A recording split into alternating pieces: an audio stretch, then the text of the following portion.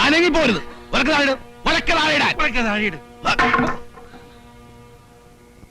ഭാസ്കരനാരല്ലേ? അതെ. ഞാൻ നാരായണനാണ്. നത്തന്റെ അച്ഛൻ. അങ്ങനെ വിളിച്ച് അടിച്ച് പല്ലിയാൻ കുടിക്കും പന്നി. നിങ്ങൾ പുറത്തേക്ക് ഇറങ്ങ. പുറത്തെ കടുവ നിൽക്കല്ലേ?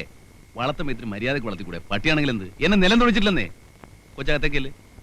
പെങ്ങൾ പോയി കിടന്നോ, ഞാൻ കൂടെ അല്പം സംസാരിക്കാനുണ്ട്. 2000 രൂപ തരണം. പോലീസ് കേസുണ്ടായ ആ ചിലവും വഹിക്കും. എന്തിന് 2000 രൂപ? വീട് ഒഴിപ്പിച്ച് താക്കോല് കൈ തരും. ഇന്ന് രാത്രി വേണോ അതോ നാളെ വേണോ? അക്കാര്യത്തിൽ നിങ്ങൾ ഇടപെടണ്ട. തൽക്കാലം ഇവിടെ ഇറങ്ങി പോയാ മതി. എങ്കിൽ എന്റെ കാശ് എന്നൊക്കെ ഞാൻ പോയേക്കാം. നിങ്ങൾ ഇതിൽ ഇടപെടണ്ടെന്ന്. പിന്നെ കാശ് ഇടപെടാൻ ഞാൻ തീരുമാനിച്ച് ഇറങ്ങിക്കഴിഞ്ഞു.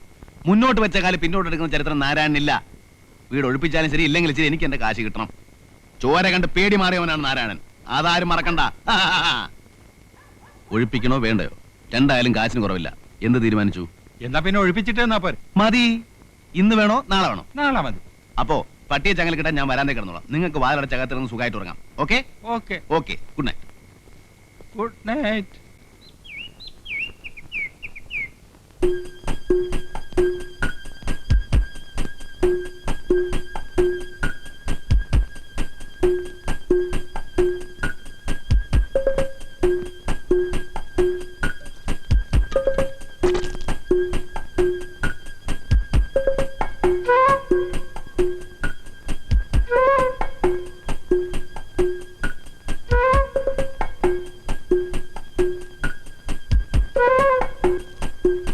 അല്ലേ? 2000 മുതലിക്കില്ല. 2500 വേണം. 2000 സമ്മതിച്ചല്ലേ? പക്ഷെ ഇവിടെ ഈ തടിയുള്ളവരെ നിങ്ങൾ പറഞ്ഞിരുന്നോ? ഒരു കാര്യം ഉറപ്പാ, ഏതായാലും 2 അടി പൊട്ടു. ചിലപ്പോ ആശുപത്രി ചെലവ് നിങ്ങൾ വഹിക്കേണ്ടി വരും. സമ്മതിച്ചോ?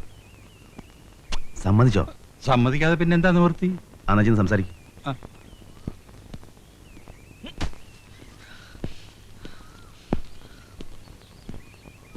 എന്നെ എന്റെ വീട്ടിൽ നിന്ന് ഇപ്പൊഴിയണം ഈ നിമിഷം.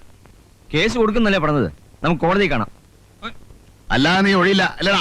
ഞാൻ ഭാസ്കരൻ നായരോടാ സംസാരിക്കുന്നത്. നീ ആരാ? ഞാൻ ആരാണെന്നോ?